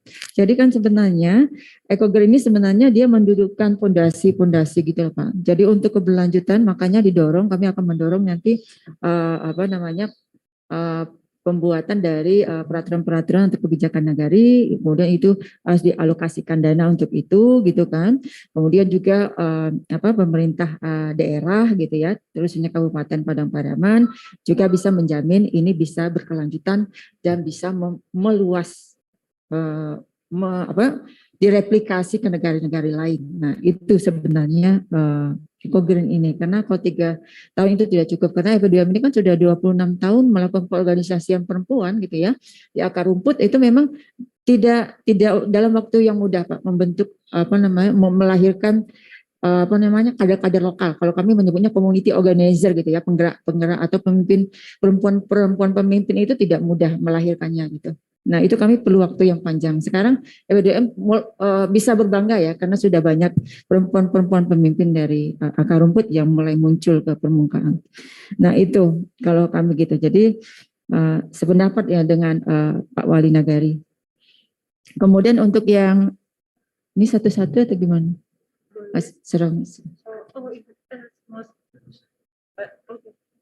Oke. Kalau yang ini Ibu Wiwit gitu ya, memang kalau yang saya ketahui kalau yang pertanyaan berintegrasi, yang terintegrasi itu kan sebenarnya Bapak Wali Nagari juga tadi sudah menyinggung soal itu. Sebenarnya kalau satu lahan itu punya ditanam satu lebih jenis tanaman yang satu keluarga itu memang rentan Pak terhadap penyakit gitu. Nah, itu mungkin yang pengalaman Bapak sebutkan itu gitu. Jadi memang sebenarnya petani itu juga sebenarnya harus mengetahui ini cabai ini misalnya masuk keluarga apa gitu ya, terong ini masuk keluarga apa gitu. Nah, itu pengetahuan itu sebenarnya penting gitu supaya untuk mengetahui oh ini ternyata ini rentan tidak bisa ditanam di satu lokasi gitu ya. Nah itu. Nah kemudian untuk siapa inisiatif ini sebenarnya yang inisiatifnya yang saya bilang tadi yang apa namanya konsorsium. Kami konsorsium Bu. Jadi konsorsium kami itu leadnya itu Penabulu. Penabulu itu LSM besar di yang base-nya di Jakarta gitu. Jadi ada konsil LSM di Indonesia di situ yang apa namanya yang anggotanya adalah EP2M yang di Sumatera Barat gitu ya. Kemudian ada KPSAK gitu ya yang ada base-nya di apa namanya Lombok Timur, kemudian ada di apa sendiri sebenarnya ICCO yang di Bali gitu ya. ICCO lebih memegang peran untuk apanya perspektif gendernya gitu ya kalau ICCO gitu ya sama Monef perubahan-perubahan yang terjadi gitu. Nah, itu inisiatifnya sebenarnya inisiatif bersama gitu. Kemudian targetnya memang generasi muda ya salah satunya ya selain yang perempuan gitu. Nah, bagaimana cara mengajak mereka? Jadi sebelum kami apa namanya mengorganisir apa namanya anak-anak muda ini dan perempuan, kami sowan dulu melakukan koordinasi dulu kepada kabupaten, kemudian ke negara-negara dalam hal ini Bapak Wali Nagari gitu ya, dan key person di situ siapa sih kira-kira di sini anak-anak muda, kalau bisa petani-petani muda yang aktif gitu. Jadi memang orang-orang potensial yang kami didik di sini gitu. Karena tidak mungkin kita mendidik semua kan, karena kita juga terbatas gitu ya. Waktu terbatas, sumber daya terbatas, kita sumber uang juga terbatas.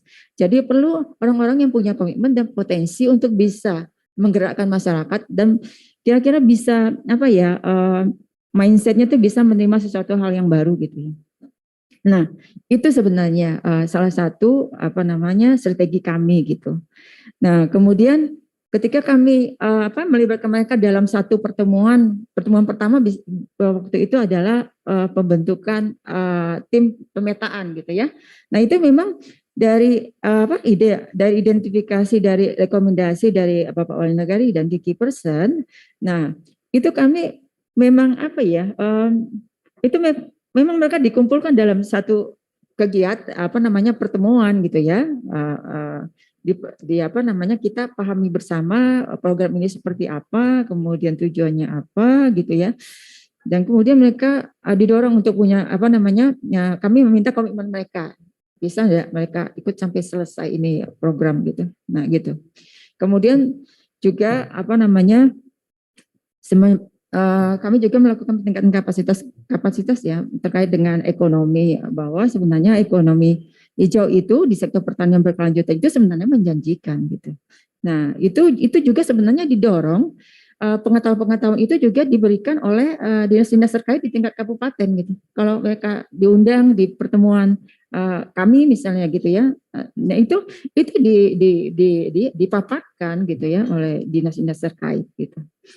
Nah, juga nah itulah kira-kira Bu apa namanya pendekatan-pendekatan yang kami lakukan sehingga mereka apa namanya mereka bisa diajak untuk apa namanya pertama tentu merubah mindset mereka, kemudian mereka mau untuk bertani gitu ya, menjadi petani gitu. Mereka tidak malu menjadi petani lagi gitu.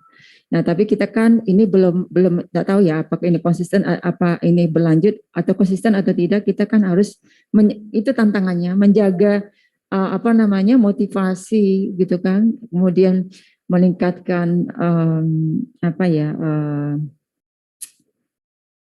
meningkatkan saya apa namanya ya lupa nggak bisa saya sebutkan yang jelas dia itu bagaimana meningkatkan motivasi mereka dan mereka terus melakukan mereka bangga menjadi petani itu maksud saya mereka bangga menjadi petani gitu loh pertaniannya petani organik atau ramah lingkungan. Nah itu yang perlu kita lakukan bersama para pihak gitu ya untuk supaya mereka tetap konsisten dengan apa namanya dengan profesi yang mereka lakukan sekarang. Nah itu. Nah kemudian apa peran pemerintah? Saya pikir banyak ya. Saya sudah bilang tadi paling banyak itu adalah peran apa pemerintah nagari gitu ya. Nagari ini banyak sudah memberikan kontribusinya bahkan sudah berkomitmen untuk mengalokasikan anggaran tahun 2022. Kalau tidak salah 6 negari ini sudah 6 negari dari lokasi pilot project ya kami ini itu sudah bahkan ada wali negari yang buat surat dukungan ditandatangani oleh wali negari gitu. Itu gitu kan untuk membuat mengalokasikan dana untuk pemberdayaan perempuan dan petani muda gitu ya di tahun 2022 gitu. Bahkan ada juga sekarang wali negari yang sudah mengalokasikan dana untuk pelatihan-pelatihan misalnya PCO gitu ya, kemudian pelatihan bagaimana membuat pupuk organik cair gitu ya. Nah, itu difasilitasi oleh tim EcoGreen gitu. Nah, gitu-gitu. Nah, kemudian juga tadi yang Bapak Wali Negara Punggung Kasih juga kan sudah menyatakan sendiri bahwa beliau juga meminjamkan tanahnya untuk diemplot tempat belajar gitu ya. Sekaligus nanti saya pikir ini bisa jadi tempat agrowisata ya Pak, untuk lebih dikembangkan lagi, nanti bisa jadi pemasukan juga bagi negari nantinya gitu ya, dan bagi kelompok-kelompok pemuda tani tadi, generasi muda tani. Nah, untuk Bapak dari SDG Center tadi Pak ya, Godrip ya. Jadi gambaran awal itu ada Pak gambaran awalnya, tapi saya tidak taruh di sini. Jadi itu terima kasih Pak sudah memberikan masukan. Nah, itu bagus ya untuk perubahan kami melihat perubahan kami ke depan gitu ya. Apalagi kalau di dalam Monef gitu, bagus itu. Kemudian dekomposisi untuk daerah kritis kami belum lakukan Pak, karena yang benar-benar daerah kritis yang di Sumber, yang tempat kami itu kayaknya nggak ada deh ya Pak ya. Bapak Wali Nagari, kita nggak ada daerah kritis ya, nggak ada, belum. Jadi kami belum melakukan ini, belum pernah. Nah, bagaimana keterlibatan perempuan dan generasi muda tadi? Nah, itu yang saya ceritakan tadi strateginya itu Pak. Jadi kami memang memilih champion-champion, orang-orang yang potensial, karena berharap mereka nanti akan menjadi penggerak dari masyarakat dan mereka nanti yang akan menggerakkan nagari mereka, kelompok mereka gitu. Nah, gitu. Kalau pendekatan FPDUM seperti itu Pak. Terima kasih.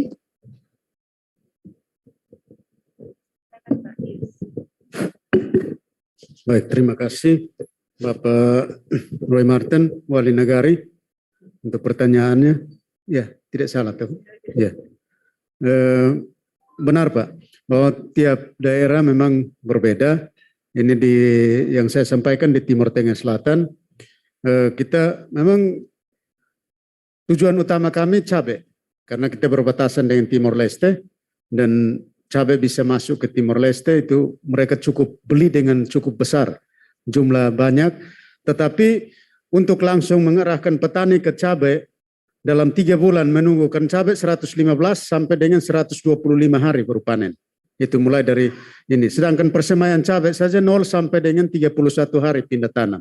Mulai 24 sampai 31 hari pindah tanam.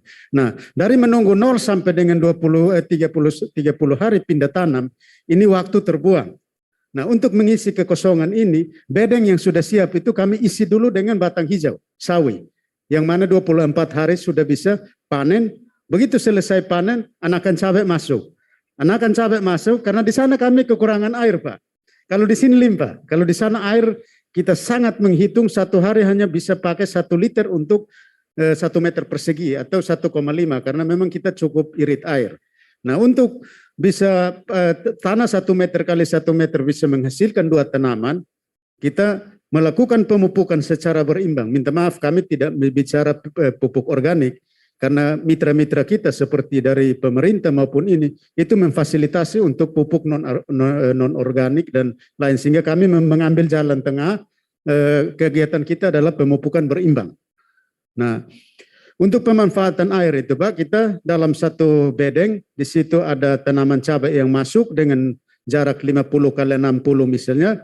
Di celah itu kita masukkan lagi tanaman seperti sawi di antara itu, sehingga waktu penyiraman itu kita sudah bisa mengefektifkan penggunaan air, dan juga waktu panennya sambil menunggu 3 bulan untuk panen cabai, minimal sudah 2 kali atau 3 kali panen tanaman umur pendek. Itu untuk strategi menyangkut kondisi daerah Pak, karena kami di sana memang kemarin di atas pesawat kita lihat ke bawah, aduh ini subur sekali. Kami di sana memang air sangat-sangat terbatas, sehingga betul-betul kita memanfaatkan secara baik air yang ada. Kemudian untuk pengendalian hama penyakit, penyakit misalnya dari kacang pindah ke cabai, untuk pergiliran tanaman, rotasi tanaman itu salah satu cara sederhana untuk memutus rantai penularan hama dan penyakit. Dan sebenarnya memang untuk tanaman itu ada hama, penyakit, dan virus, ada 3. Nah, hama dari kacang, dia tidak bisa makan atau bisa berkembang dari cabai. Itu kecuali kacang dengan kacang. Misalnya buncis, kacang panjang, itu bisa. Kemudian sawi, kangkung, dan ini. Jadi kalau tiba-tiba ada rotasi tanaman, itu dengan sendirinya dia akan, embrionya akan hilang atau mati. Jadi memang tiap daerah, Pak, ini menyangkut perkembangbiakan hama, penyakit, dan virus, kami sesuaikan dengan kondisi daerah di sana. Jelas itu tidak bisa dipakai di sini kalau dengan kondisi seperti itu. Dan pengendalian hama di sana kami lebih menggunakan pengendalian hama secara alami. Bahwa setiap daerah punya kearifan lokal sendiri, dan kearifan lokal itu yang kita pakai sehingga kita mengendalikan hama tidak semata-mata harus menggunakan racun, tetapi kita menggunakan kearifan lokal yang ada untuk mengalihkan hama secara alami dengan mengurangi serangan hama terhadap tanaman utama kita. Inisiatif misalnya pengendalian hama untuk tanaman sayur, di celah sayur kita kasih bawang putih. Karena daun bawang putih pada malam hari itu kalau kena cahaya dia mantul. Begitu ada hama yang datang, cahaya dari hama itu akan terpantul kembali oleh daun bawang putih. Nah, itu dia akan pergi. Kemudian di area terpisah itu kita akan menanam tanaman-tanaman seperti bunga-bunga yang tumbuh liar. Itu hama sangat suka dengan itu. Dia akan bermain ke sana dan dia tidak ke sini. Itu kita menggunakan kearifan lokal yang ada. Kemudian dari Gorontalo, inisiatif ini dalam presentasi kami menggunakan inovasi yang betul-betul berpihak atau yang inovasi pemerintah. Seperti di Gorontalo ada pertanian terpadu, di TTS ada Taskin Pemandu. Itu kita menggunakan itu sebagai pintu masuk. Pintu masuk karena kita searah. Jadi sebenarnya itu inisiatif dari para pihak. Pemerintah gunakan itu. Dari TNI ada kegiatan teritorial, pemberdayaan teritorial. Itu TNI juga menggunakan kegiatan mereka itu teritorial dan itu connect dengan kegiatan kita untuk pertanian. Kemudian dari perusahaan-perusahaan benih, pupuk dan obat seperti Primaseed, Agroseed. Misalnya dari Bapak Wali Nagari tadi untuk pendamping. Bapak langsung ke toko pertanian, tanya toko pertanian siapa pendamping dari Panamera, siapa pendamping dari Nufam, siapa pendamping dari Agroseed, Primaseed, minta nomornya, kontak, mereka akan langsung turun karena CSR-nya mereka itu ada pendamping-pendamping yang langsung mendampingi petani. Itu kita menggunakan itu dalam kerjasama multi pihak. Bahkan mereka juga menyediakan benih-benih sampel untuk memberi secara gratis. Ya. Jadi itu inisiatif bersama. Kemudian dari Gorontalo, mengapa Pemda mau berkontribusi? Intinya Bu, kita strategi kita door to door. Setelah kita melakukan mapping, kita ketemu masing-masing pihak. Misalnya, minta maaf kami ke Dinas Tanaman Pangan, Hortikultura dan Pertanian. Oh, kami ada traktor, ada mini tiller, tapi kami tidak punya benih. Oh, tidak apa-apa, Bapak. Benih disediakan oleh perusahaan Agroseed atau Panamera. Berarti dengan sendirinya kita sama-sama tahu bahwa kekurangan saya diisi oleh yang di sana. Kekurangan si A diisi oleh si B. Sehingga saat kita ke lapangan masing-masing bangga dengan apa yang dimiliki. Karena yang dimiliki oleh si A tidak dimiliki oleh si B. Dari dinas traktor mau pakai berapa hektar dia siap balik. Tapi dinas tidak bisa kasih benih. Tapi Primaseed, Agroseed ada benih tapi tidak punya traktor. Dari TNI juga punya peralatan lain tapi tidak punya benih. Kita padukan itu jadi tugas kami memfasilitasi dan memastikan bahwa yang tidak ada di sini sudah disediakan oleh di sini. Sehingga saat turun itu kita saling mengisi. Itu seperti itu, Ibu. Kemudian dari Bapak Neonufa, mohon maaf senior, ini foto awal siap, itu kami harus siapkan. Itu memang tadi saya munculkan yang traktor sudah masuk, tetapi harus disiapkan secara rinci. Untuk ini di 40 desa Jadi kami di TTS kami melakukan survei pasar.